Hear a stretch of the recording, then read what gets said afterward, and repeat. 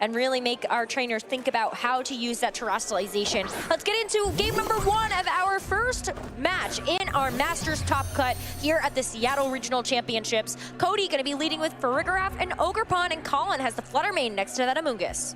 So Flutter main out of the first attacker on Collin's side of the field. Potentially going to be threatened by some damage here, but not in an awful spot. Of course, you want to be a little careful trying to, I guess, like, Rage Powder maybe attacks away from the Ogerpon and have to terrestrialize first, but even if you did, Amoonguss not wanting to take any fire type attacks. So a little bit of an awkward spot to start out this battle, kind of for both trainers, since, Farigiraf, while relatively safe, probably doesn't want to set up Trick Room in this matchup either. There's still a way that I think this Flutter main can actually get some mileage, right? And that is with this Amoonguss being able to go for Rage Powder. You do have to pay a lot of attention to that Ogerpon, since the grass typing will allow this Ogerpon to bypass a Rage Powder if it comes through. But first up, got a terrestrialization here for the Amoonguss, taking over the Fire Terra. I was gonna say maybe this Farigiraf actually had something to hit it for super effective damage, but it does not have Psychic or Psychic Noise or any move of that nature. Flutter main is going to lock itself into Power Gem and actually do a nice chunk of damage to that Ogerpon, and actually survives the Ivy Cudgel as well. That is phenomenal training from that Flutter main to be able to do that, as Amoonguss is going to follow that up with a Spore into the Farigiraf. Yeah, trade with Trust and Love there, pretty clever there, where Flutter main surviving, obviously a big deal. It does tons of damage with those choice backs, and we've seen Imprison perhaps anticipating a situation later in the game where that would be useful, but with Farigiraf sleeping there, the Imprison will stay active, but kind of just a dead spot on the field. Terrestrialization on Collin's side of the field kind of looked like it did nothing, but covered for the option of Ogerpon attacking into the slot. Amoonguss probably important to Collin's plans later in this matchup, so even though it didn't immediately play dividends, it avoided taking an unnecessary risk there if it could have put him behind early in this first game of the set. And you also have a good defensive tear into something like, what if there's a Bleak Wind Storm from the Tornadus, right? I think that's definitely where we are paying attention to the remaining Pokemon that might come into the fray. But for now, Amoonguss is going to retreat, and Ursaluna taking its place. Not really a whole lot, I think, that's going to threaten it too much, except for something like a grass move that could have come out from this Ogerpon, as it does have access to the Horn Leech. But CODY's playing it safe, so I think Collin just weaving in a really great opportunity to get this Ursaluna in for free and get that Guts activated immediately. Yeah, you love this position if you're Collin. Who needs Trick Room if you can just cycle your Pokemon like this? Flutter main continuing to check that Ogerpon spot, and now Ursaluna just able to fire away into that Farigiraf slot. It has 4 non-protect moves, so it's not going to be able to stop this year. It's kind of one of the costs of Imprison. Typically, you want more utility moves in that slot, not able to defend yourself. But this is not going to be fantastic, great either. While that Ogerpon is going to remain on just a small chunk of health, it's going to be the Landorus that comes in that has to take these attacks. Maybe with a flying type, you're able to get around something like a Headlong Rush, but it's just a facade into the Farigiraf. Farigiraf wakes up, though, finally going to be available to the party, but with the Hyper Voice not connecting onto the Flutter main, you're going to do some pretty negligible damage to that Ursaluna as well. Yeah, it's better than nothing, but Farigiraf not really doing a whole lot here other than helping out, I guess, by tanking the attack for its team. Flutter main damage on Landorus there a little bit disappointing. I wonder if this Landorus is perhaps trained to take those a little bit better there, because it's really going to be a 3-8 KO. Flutter main could try to knock out the Farigiraf in this turn if it wanted to, though probably going to be trading itself in exchange if it wants to. Taryn mentioned before, the Landorus for him was kind of a dead Pokemon, but actually looking pretty good this matchup. Gets a big Intimidate on that Ursaluna, which causes Farigiraf to survive, and then with the Amoonguss in the back already terrestrialized to fire, potentially gonna have some trouble facing down this Landorus later on. But I think it's tough because the Landorus, while this Ursaluna looks so juicy as a target, there is a Pokemon in the back that Collin can bring in that would be immune to those ground type attacks. And it's Cresselia with that Levitate ability. Comes in and maybe is able to get the sneaky workaround to this Landorus, as CODY's also going to make a swap. It's going to be the Ogerpon coming in to sacrifice itself. When that Farigiraf is also so low, it would go down to a Power Gem as well. Flutter main gets off one attack. I think this is a trade that's pretty worthwhile, though, since that Ogerpon is going to be one of the main sources of damage into something like that Ursaluna that cannot terrestrialize anymore in this game. And of course, the Cresselia just to have a little bit. But look at that, Collin's very happy to get this Cresselia in to get around that Stomping Tantrum. Yeah, it's pretty awkward now, too, where Vislandris is Choice Banded, so going to continue not to be able to damage this Cresselia for the foreseeable future, but with Urshifu entering the other slot, that helps clean things up a little bit. Cresselia not going to want to take a big Wicked Blow and doesn't have the option of terastallizing away from its weakness because Amoonguss used it on the first turn of the game. But this Cresselia still might be able to at least play bait or, like, you know, play gatekeeper a little bit, since you want to make sure that your Ursaluna is going to be the sweeper in the back. Farigiraf is already very low. For Collin, your main concern is trying to deal with this Urshifu with that Focus Sash. Yeah, and I think that Focus Sash is also interesting here, where sort of a fun decision whether or not you try to attack with this Flutter Mane. It is somewhat being checked by Sucker Punch, but Urshifu can attack both of these Pokemon, so Collin going to want to try to anticipate what slot Urshifu attacks into and take advantage of it. Well, it's going to be Ursaluna on the switch-in. It's still going to be pretty vulnerable to something like a close combat from this Urshifu, but it goes for the Wicked Blow instead. Look at how Cresselia is able to take that, even though, of course, that's going to be a critical hit thanks to just how Urshifu's signature moves work. You do get the Icy Wind to get that speed control onto the Urshifu and the Landorus. So how is this Ursaluna trained? Is one Icy Wind actually going to be enough? And can it also withstand the Stomping Tantrum? It cannot.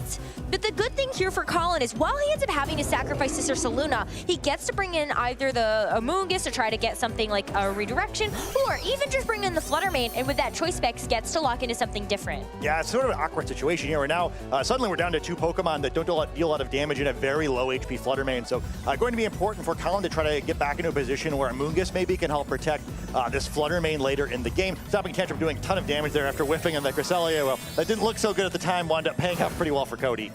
And CODY is still going to have Terastallization ready to go. It's a Water Terra here for the Landorus. So how much damage that Icy Wind from the Cresselia ended up doing on the turn prior, and maybe that is going to give us an inclination of where CODY actually wants to utilize this damage. Cresselia is actually going to be faster with that Icy Wind speed drop onto both of these Pokemon, so it's able to get another one onto this Landorus as well as the Urshifu.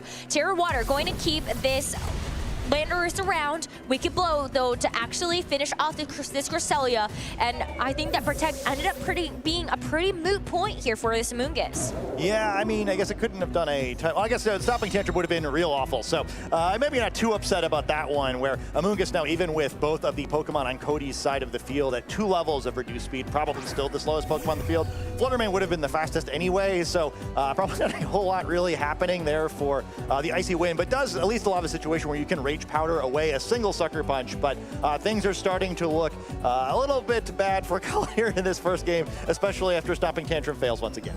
We do have the Dazzling Gleam locked in for this Flutter Mane. Means you get to do spread damage to both of these Pokemon. Flutter Mane is naturally fast. It doesn't really get too much benefit from the fact that we do have 2 Icy Wind speed drops onto CODY's Pokemon. So hopefully this Dazzling Gleam can actually just get a double knockout. Going to be super effective into this Dark type Urshifu, and the Sucker Punch is going to fail because of the Rage Powder to help protect its friend. Flutter Mane, though, with the Dazzling Gleam needs to get a double KO, and it does. So it's just the Farigiraf left, and Collin should lock up this first game. Yeah, all for nothing there, right? All you had to do is set the situation to avoid that Sucker Punch, and Farigiraf in the back is very weak and not going to be even close to being able to survive another attack for this Flutter Mane. So wound up trading a little bit better there, CODY did, to at least make the margin of victory a little bit smaller, but not able really to get back in a position there after the beginning of the game.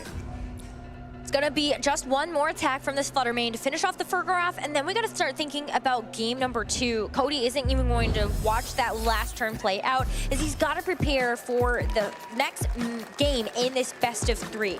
I feel like Collin just had a really great handle on things, and I love the way that he just said, I don't need to utilize Trick Room. The Cresselia is going to help me with that. Icy Wind speed drops really paying off dividends. Ursaluna, I bet, just based on how the Cresselia was trained, would have been able to do a lot with those Icy Wind speed drops as well if it got the chance. Yeah, I think the strange thing about that game is I think the mistake for CODY was actually knocking out the Cresselia. It should have been a double into the Amoonguss slot because you needed to get in the situation where you could Sucker Punch later. Got a little bit baited there, but otherwise it was a pretty exciting game there where I just think Collin played that one really well. I think this may just be a series where the beginning of the game is very important. Farigiraf kind of just like came out and didn't really do anything, got spored, imprisoned, nothing, and it allowed Collin to get set up a little bit too much, get ahead in that damage race.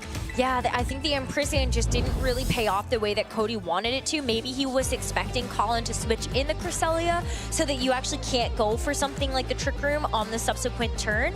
But COLLIN was also fine to not set up any sort of field effect, just wanted to get out that damage and try to take as many KOs as possible. So as we get into game number 2, it's going to be COLLIN HEIER leading this match with a 1-0 game win. But CODY already switching it up. It's going to be double genies there with the Tornadus and the Landorus. And ooh, COLLIN's also making an adjustment here. Yeah, the genies of healthy meta have returned, although they're looking a little healthier than they used to in the old days, where they're the stars of the modern era out here with Incineroar and Urshifu facing them down. And I fake out could potentially go into either of these slots here, although we do see the covert cloak from the Tornadus, so it's really the Landorus who's going to have to worry about it. Not able to protect as well, but does get the Intimidate down on both of these Pokemon.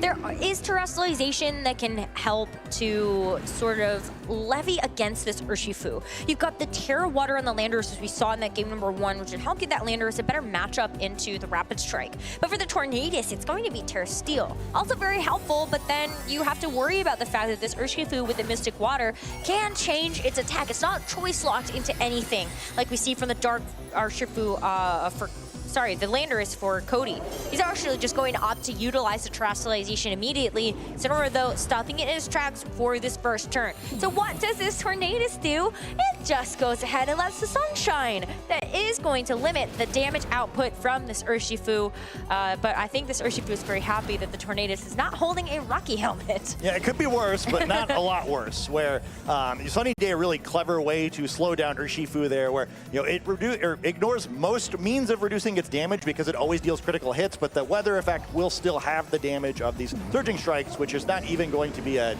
3-hit KO. It is now going to be a 3-hit KO or like a 7 or an 8-hit KO, but it takes 3 Surging Strikes, yes. which is pretty bad. And I like the terrestrialization of the Landorus as well, even though it didn't do anything there. Not only does it cover for the option of attack getting hit, but much like we saw with Amoonguss last game for COLLIN, it just makes it easier to switch it back in there, where if you stay with your original typing, it's really dangerous to switch in anytime Cresselia is on the field, so could help out later, even though it doesn't matter too much yet. Incineroar is going to take a step back. It sees this Landorus on the other side, and Selphus is not going to save it from a choice band ground, same type attack, bonus attack. So Amoonguss is going to come in instead. Still a bit of under threat, though, because if Tornadus uses Bleak Windstorm, for example, that is still going to be a super effective hit. Ball doesn't hit the Urshifu, it also doesn't hit the Amoonguss. Pretty big deal there for this Tornadus to not be able to damage that Pokemon. Yeah, that's important damage that is missed there, and COLLIN ends up getting out of that turn completely free. I gotta be pretty happy with that one, where now potentially able to cycle Incineroar back in and further reduce Landorus' damage. It's already kind of not quite what it used to be in the old days, and being intimidated twice would really reduce its impact. However, the Pokemon on COLLIN's side of the field also not threatening a whole lot of offense here. Spore would be pretty powerful and still something you have to be concerned about, but Urshifu facing down the sun and a Water-type Landorus wants to get out of there. It's going to wait for that sun to go away, and then it will really be able to pack the heat part itself. But the Incineroar coming in is going to limit that Landorus' damage output again, and we saw that it wanted to lock into U-turn. So it's going to be doing even less into either of these Pokemon. In fact, Amoonguss is not going to get knocked out. It does a little bit of damage there with the Rocky Helmet, but yeah, CODY just wants to try to make that pivot, and we'll see what CODY decides to bring in instead. Has to think about it, though, because I think you gotta imagine, Incineroar coming back out, you have Fake Out as an option, so can you bring something in that will not just get, faked out? But Spore has to happen first, or Tornadus is not gonna be able to even set up something like a Tailwind on the next turn. Yeah, still making some progress there. Not a whole lot of damage going out in CODY's direction, but at least putting the Tornadus to sleep will make things a little bit easier for these Pokemon. Also, avoiding the threat of a Tailwind for now. However, Urshifu getting in for free is never something you like to see, and Amoonguss has been so weakened at this point that potentially, if it ever gets to actually swing, Urshifu could pick it up from here. I think it's, you gotta just try to get something out of this, but I do feel like it's still a situation where we might end up seeing the Urshifu go for something like a Protect. So if he does that, then can COLLIN get out this Amoonguss, or even try to just wait through this turn of Protect and bring something in on the subsequent turn. But I think it's a really hard call because your Tornadus is asleep. CODY doesn't even allow it a turn to just have to get through that first turn of sleep and brings in the Farigiraf instead. It's going going to reveal the fourth and final Pokemon. As Urshifu goes on the offensive into the Incineroar, that's going to leave it wide open. It can go for a Protect at all. So I think this Amoonguss is going to get away with something that's going to put COLLIN into an even better position. Tornadus is already asleep, and Urshifu is going to be next to follow as the Spore puts it all the way into nap zone. Yeah, well, so COLLIN trades a Pokemon there, which is probably a little bit unlikely or a little bit non-optimal, but Flutterman getting in for free, and unlike Urshifu, it's going to love this sun, going to activate the Photosynthesis here to help out and go along with its already powerful attacks from this choice spec. So now very quick, very powerful, and looking like nothing is going to be able to immediately oppose it here, potentially allowing Amoonguss to switch out this time or go for another Spore into that final Farigiraf slot and just, put everything to sleep. Well, it's been a long day of competition, so I think some of these Pokemon definitely deserve a rest. And for Urshifu, it's going to be closer than not. Focus Sash going to help it stick around. Maybe it can go for something like a Sucker Punch on the next turn if it actually ends up waking up. But it's got to take that mandatory turn of sleep on this one. As Farigiraf tries to fight back, it's not going to be able to affect the Fluttermane, and it doesn't get the KO onto the Amoonguss either because it doesn't have that Throat Spray special attack boost yet. Ooh, that's tough. And now yet another Spore is going to come down. There are 3 sleeping Pokemon on CODY's side of the field. And we kind of see the pitfalls of ignoring Amoonguss a little bit. That knockout on Incineroar previously seemed big, but the exchange for that is Amoonguss got to put 2 more Pokemon to sleep. And now Fluttermane's looking like it might start picking up some knockouts. Going to be the quickest Pokemon remaining. No way to stop that with the Tornadus, who's also asleep. And hey, even the sun is gone now. Tornadus can't replace it. So once Urshifu comes back into battle, it's going to be more threatening as well. It's an easy turn here for COLLIN to just go for Rage Powder in case there is going to be a Sucker Punch from the Urshifu. Or he could play it a little risky and try to go for more damage. Yeah, you're probably not going to get one shot, but, are you in a position where you need to take that risk here, right? The other advantage of switching Amoonguss out is while you would be risking the wake up and some Sucker Punch damage to the Fluttermane, getting the healing from a generator, but would make Amoonguss a little bit more impactful later in the game. So we do see Amoonguss escaping, healing up a little bit, and maybe more importantly, allowing Urshifu to get back on the field to help take advantage of this sleeping Pokemon on the other side of the field. Well, Terrestrialization is going to come out as well, as this Fluttermane means business. Terra Fury is going to boost up the damage of this Dazzling Gleam even further, and I think it's actually going to be a knockout into the Farigiraf, since you get that extra boost of damage to your Fury type attacks, and this poor Urshifu is going to be sleeping at the wheel. This is going to be a big Dazzling Gleam for a KO onto the Urshifu and almost a KO onto the Farigiraf. So maybe not quite enough damage for this Terra to push that over the edge. But this Farigiraf has got to wake up and fast, and it cannot do that on this turn. Yeah, now it's just a wasted slot in the field here where we'll certainly be knocked out by a Dazzling Gleam on the following turn. It does help out by keeping Armor Trail on the field at least.